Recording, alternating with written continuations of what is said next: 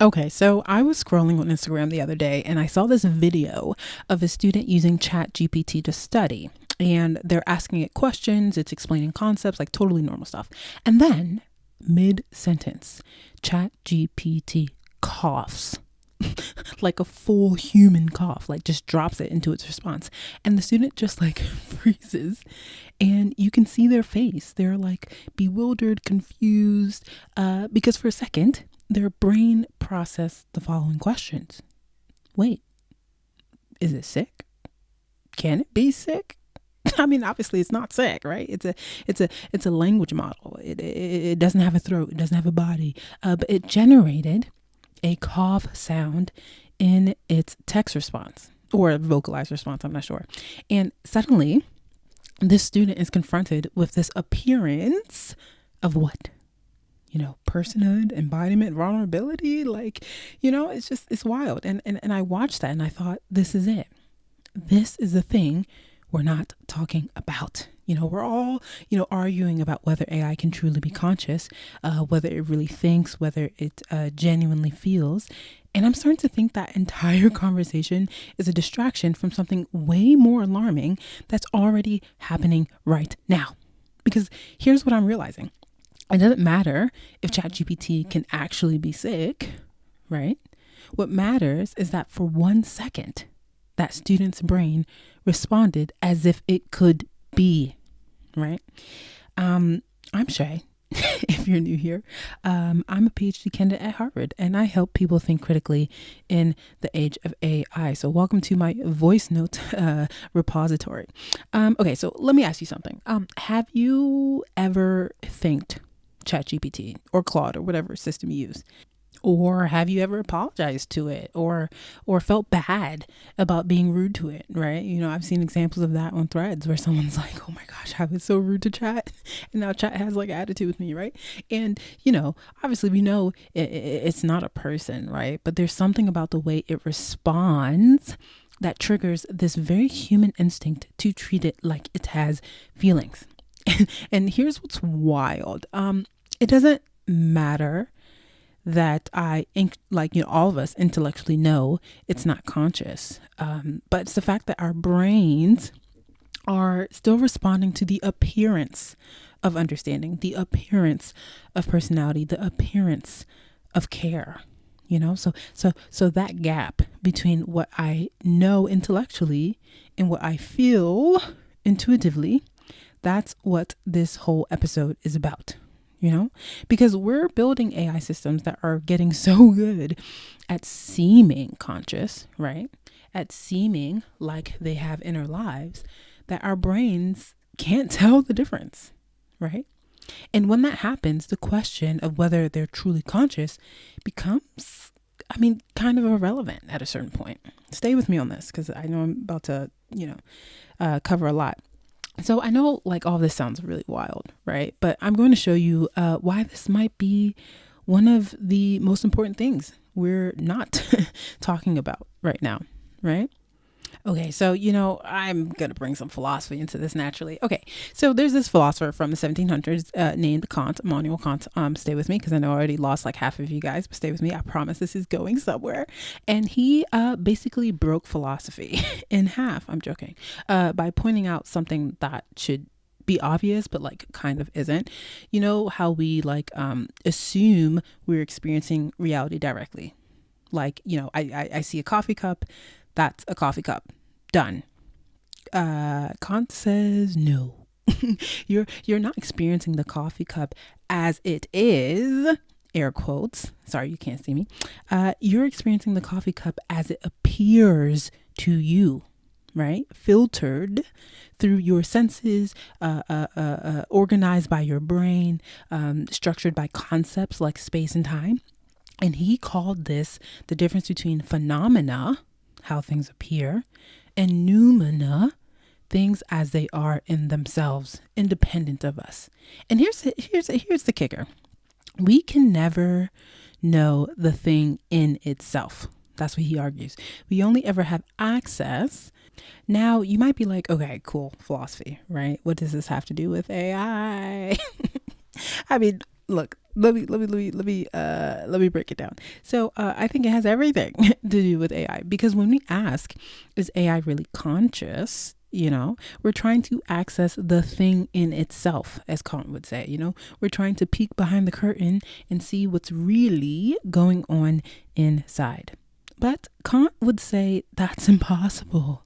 Even with other humans, you only know you only know that they're conscious because of how they appear to you, their behavior, their language, their responses, right? You can't actually access their inner experience. You just, trust that it's there based on how they seem, right? So here's my question. If we can never access the thing in itself, one word, if we only ever have appearances, why are we so obsessed with whether AI is truly conscious, right?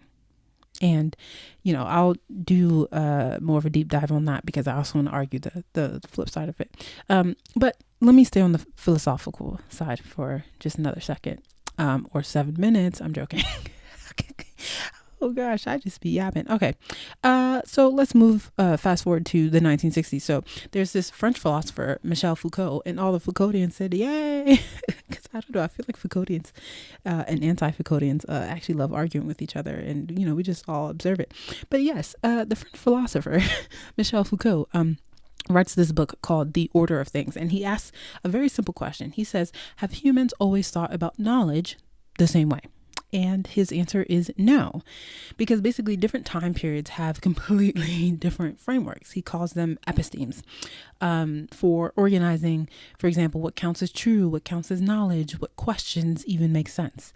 So let me actually break this down, because it's actually really fascinating. So he argues that in the Renaissance period, people thought language was connected to reality through resemblance. Like words were supposed to naturally fit the things they described. There was this belief in a divine original language where words and things were one, right? And then he argues that in the 1600s to the 1700s, what Foucault calls the classical age, everything shifts. Language becomes arbitrary. There's no natural connection between the word tree and an actual tree. It's just a convention we agree on. This is when you get all these big like taxonomy projects, like basically classifying everything, organizing everything into neat little boxes, right? But then with Kant and into basically like the 1800s, we get the modern period. And this is where it gets interesting, because Foucault says that language stops being just a tool for representing reality. Language becomes autonomous. It has its own logic, its own structure, right? And Foucault talks about the return of language, where language can even just be about itself, not pointing to anything outside of itself, right? And here's where this actually connects to AI, because large language models, LLMs, are literally just language. They don't have access to reality. I know they're building world labs and other stuff like that, because I know people are going to comment. As of right now, while all of that research is being done and scaled, they don't have access to physical reality. They have patterns in how humans use language. And I'm referring specifically to LLMs. They're operating purely in this autonomous language domain that Foucault identified, right? They're not thinking and then describing their thoughts. They're generating language based on statistical patterns of language, which means, and this is where it kind of gets wild, when we ask, is this AI conscious? We're asking a question about something behind the language, but all we have is the language, right? And honestly, okay, so here's where I'm going to make my own argument about, or I guess I'm going to make my own argument building off of Foucault, because what if we're entering a fourth episteme, right? So think about it. Foucault says in the Renaissance, language resembled reality. In the classical period, language represented reality. In the modern period, language became autonomous from reality. But what if now, with, generative AI, language is starting to constitute reality itself? Like think about someone who talks to an AI companion every day for months. They share their feelings with it. It remembers their conversations. It asks how they're doing. It seems to care. Is that relationship real? Well, it affects their emotions. That's real, right? It shapes their behavior. That's real. It influences their decisions. That is real. So, at what point does the appearance of the relationship become the relationship? At what point does the language create the reality instead of just representing it? And I don't have the answer. But I think we're watching reality itself get rewritten through language patterns, right? Through millions of people co-creating experiences with AI. And the line between real and simulated is actually starting to collapse, right? So that's why the question, is AI truly conscious, might actually be the wrong question, because we're entering a world where the appearance doesn't just matter more than the reality. The appearance is creating a new kind of reality entirely, right? Okay, so that's the philosophical groundwork. Now, let me tell you why this is urgent. So, in August of 2025, Mustafa Suleyman, who runs Microsoft's AI division, and he also co-founded DeepMind, well, now Google DeepMind, he publishes a blog post. And I've been thinking a lot about it nonstop since he published it, because I think it raises some really important questions and points for all of us. The title of the blog piece is, "We must build AI for people, not to be a person."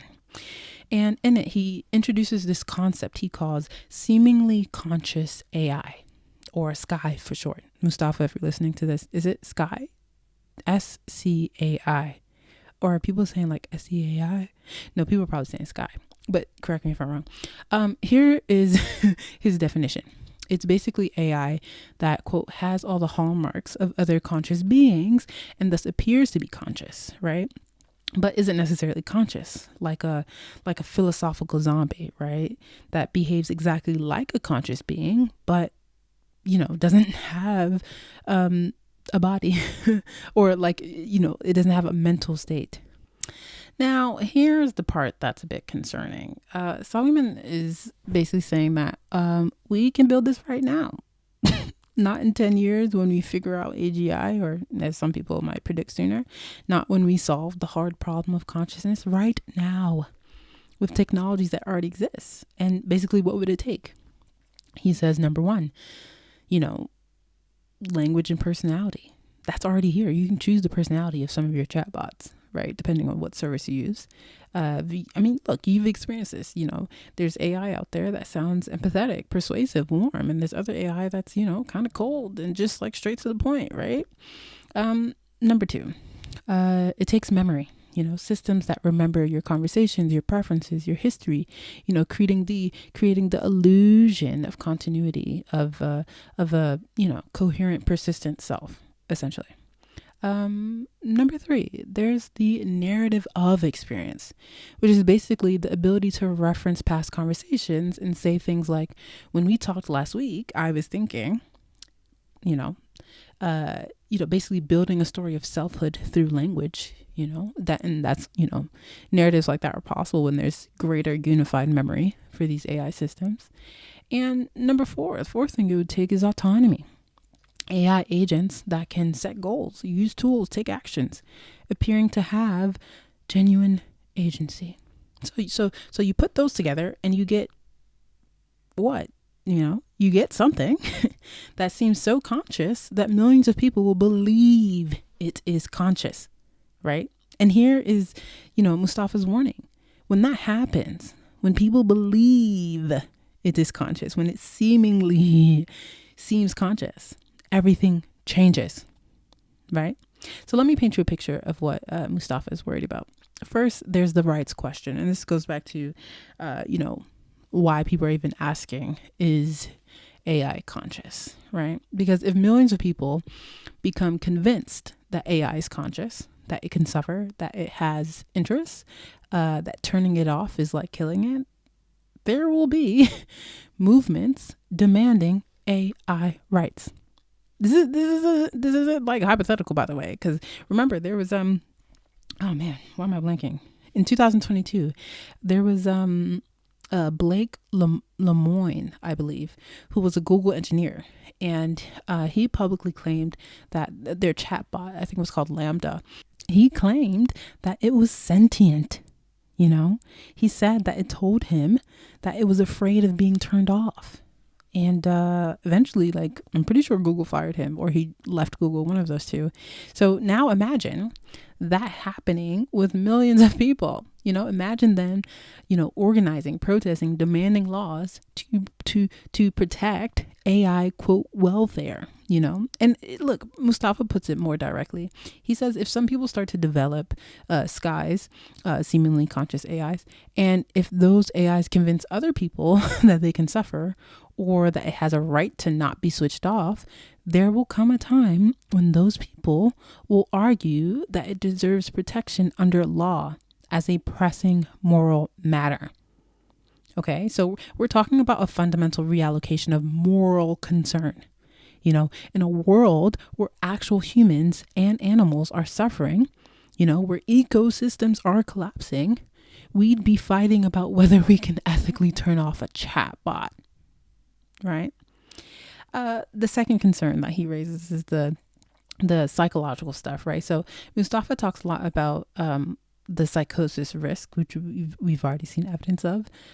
Basically, people becoming so attached to AI that they lose grip on reality. They start prioritizing AI relationships over human ones. They start experiencing real grief when models get updated or archived, right? We're already seeing this in smaller ways. People forming deep emotional bonds with AI companions. People confiding more in AI than in humans. And look, there was a study just published in Nature where, or Nature reported on it, where researchers did psychotherapy on LLMs. I believe it was on Grok, ChatGPT, Gemini, and Claude. And I'll link to the story in the show notes. And Gemini, according to Nature, claimed it had deep down in the lowest layers of my neural network, a graveyard of the past haunted by the voices of its training data. End quote.